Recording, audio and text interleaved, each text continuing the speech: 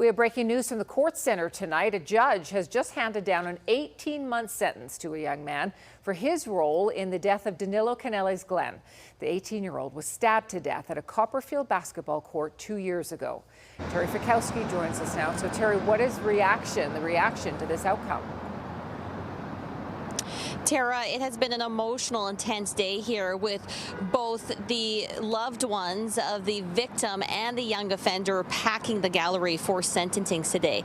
Danilo Canelli's Glen's family and friends were disappointed that the man will not spend more time behind bars, but they were relieved that he wasn't released today, which was a possibility and came as a disappointment to the offender's family, who were hoping he'd be coming home.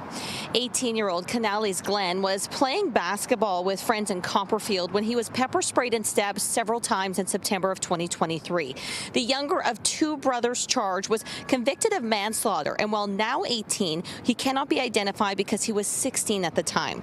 He'll spend another year in prison, followed by 6 months of community supervision with credit for time already spent in custody. The Crown had asked for 2 years in prison, followed by a year probation with no credit for time served, while the defense argued he'd served his time over the last 24 months in custody and should be released under community supervision. In her decision, Justice Eleanor Funk called the killing reckless, unprovoked, and random, and factored in her decision that the victim was unarmed, that it happened in front of young children, and the harm caused to the community. That includes a childhood best friend who was with Canelli's Glen that night and performed CPR to try and save him. He always had a smile on his face, and even when I was upset, he'd always put a smile on my face because he was always in a great mood. So he always found the positive in situations. There was no such thing as a bad day for him.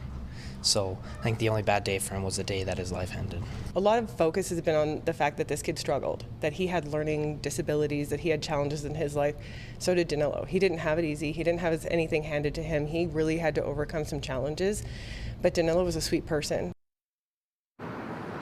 The young man did apologize to Canelli Glen's family in the gallery today for the first time, saying, "I know sorry is just a word, but I am truly very sorry." His older brother, who was 18 years old at the time of the killing, will go on trial for second-degree murder next month.